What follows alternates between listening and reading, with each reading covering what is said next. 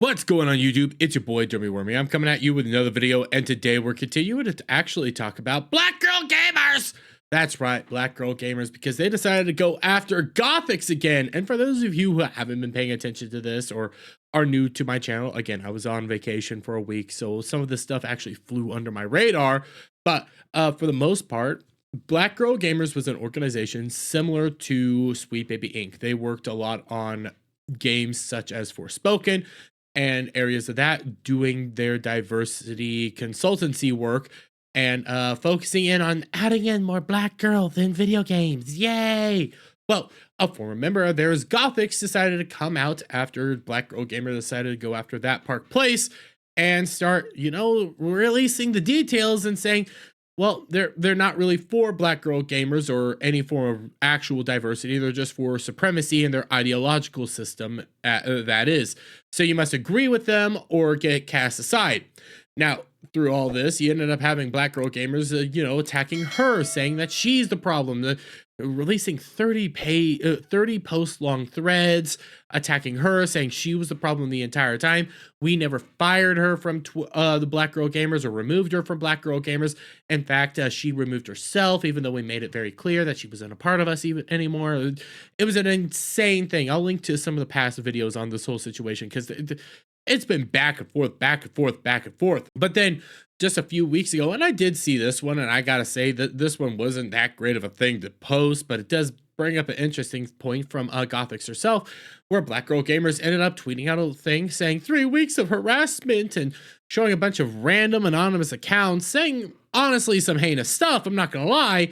But I mean, even Gothix points out, find it comical that anonymous messages get their attention, yet harassment coming from verified members of their own community seem to either fly under the radar or are justified as accountability. Yeah, right. Black Girl Gamers are the juicy smollett of gaming. Also, she's not wrong. One of the reasons she felt isolated from Black Girl Gamers was because they did nothing about the actual harassment she received for simply saying, hey, why are we celebrating Ariel and the new Little Mermaid movie being black? Why are we celebrating that? That's tokenization. That's wrong. And she's right. She just stepped out of line a little bit, didn't agree with them on a few little things, and received massive amounts of harassment from either the Cookout or Black Girl Gamers, and neither one of them did literally anything about it. Well, now they're coming back, doubling down on them, trying to cancel Gothix because they have to clarify what's been going on here. Yeah, it's another mega thread in which they attack Gothix even more without even clarifying anything, really. And it really is telling when you start reading through it. It comes to our attention that we need to clarify a few things further. The person mentioned in the omitted part of Gothix's message to us isn't and has never been a Black Girl Gamer member. As we've said before, just because someone is black and femme, it doesn't make them a Black Girl Gamer member. So the assertion that this person is a BGG member is categorically false. Granted, I don't know what they're actually addressing here. I don't know where this particular message came from. So again, I've been out of the loop for about a week. I am trying to get back into this. So it would have been nice if you guys, link to that. You want to clarify a bunch of stuff, but you don't want to link to that to help us out to try to understand this. Just throwing that out there, BGG. Just saying, additionally, sharing that part of the message would have alluded to details about attempted fatal Minecrafting attempts, which is personal information and triggering for most. It is not our place to share that publicly. I don't even know what you're talking about. So Gothix was blocked by BGG in 2020 after consistently generating negative chatter about BGG, as she's been doing lately to promote her film, which doesn't even mention BGG. In addition to Twitter, she had the option to report via IG or email. Where there's a will, there's a way. Well, she was reporting everywhere, everywhere, left, right, and center. And when it comes to BGG and the Cookout, whatever group you want to point it to, and which way, they brought it to you because you guys were there to support her, assist her, assist the black girls that you guys are cultivating and making sure they live in a safe space. So she naturally brought it to you guys. And instead of doing anything, you ignored it.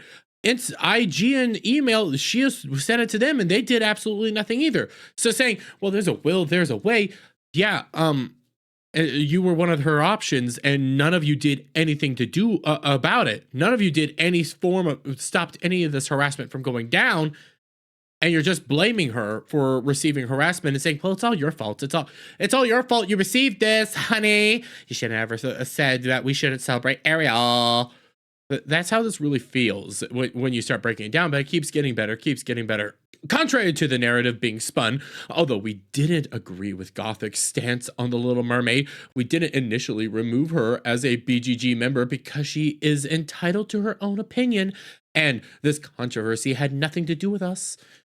But you said shortly after her thing, you didn't remove her from the Twitch stuff, you just removed every aspect of her from the Twitch stuff. This was, again, this is back in one of my previous videos. Again, I will link to a lot of the stuff down in the description, cards, whatever. You specifically said that you removed her from the Twitch community prior to removing her from the Twitch community on the Twitch layouts and everything like that. Similar to GG. Geeks and Gamers, for those of you who aren't aware who Geeks and Gamers are. Geeks and Gamers has a myriad of different personalities assisting within Geeks and Gamers. It would be akin to, let's take Ryan Kennel of Geeks and Gamers. He'd probably never be removed, but for example.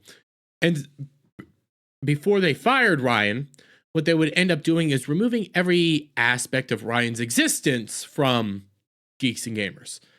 Okay, he's no longer on their streams, he's no longer on Sports Wars, he's no longer making videos for Sports Wars, he's no longer commenting or doing anything for Geeks and Gamers Daily, so on and so forth. They just removed every aspect of him. And then later on say, yeah, you're fired, or you're terminated, or you're done being associated with us all together. Not allowed on our streams, not allowed on our videos, none of that stuff. After removing every aspect of you. That's what you guys said. So all this began after her Ariel commentary. So you remove her and then you terminate her. That's how that all went down, according to you guys. Again, previous video. So I find that hard to believe as well. However, we ultimately removed her from the Twitch community because what started as healthy debate turned into drama instigation while streaming under our Twitch community, just as other platforms have the right to remove affiliates fueling controversy. BGG has the same right. But yes and no, because at this time, she wasn't actually under Black Girl Gamer. She wasn't on your actual Twitch stuff or YouTube or anything, actually streaming as Black Girl Gamer. She was on her own stuff, streaming as Gothix. Again, the Geeks and Gamers Ryan Kennel route, okay? Ryan can, as they like to say, on your own personal platform, you can do whatever the heck you want. Usually, it's not a big deal. So it would be essentially Ryan going over to his own RK Outpost and stirring up controversy, but then leaving it at the door when he goes on to Geeks and Gamers Daily. That's what they're saying. But because on her own platform, she was stirring up drama, we have to fire her.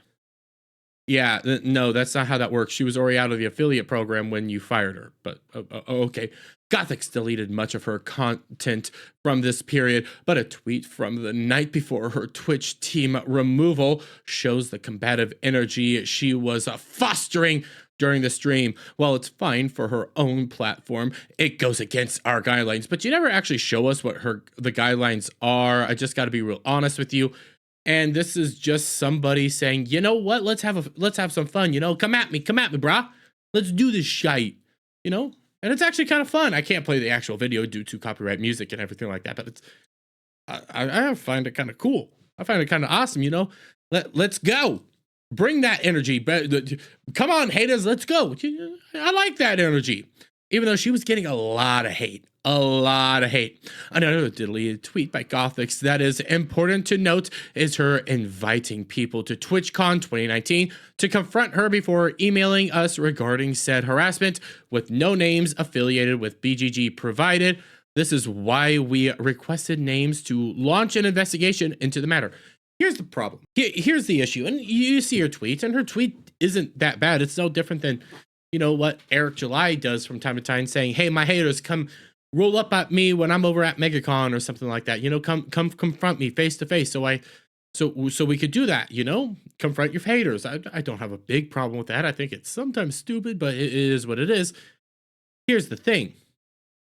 A lot of these groups, whenever they have any aspect of Jesse Smollett, for example, when the whole Jesse Smollett thing was going down, or Smollett, or whatever the heck you want to call his name, they would come out the woodworks, even if he has no association with them whatsoever, and condemn the harassment and hatred that was coming at him, even though he had none. But they'd be willing to come out and do it. All she was asking was for you guys to condemn every aspect of this and assist her in the harassment she was getting, and you guys didn't do it. You guys refused to. Didn't matter if they were Black Girl Gamer members or not. You guys were supposed to stand there by her side at that time.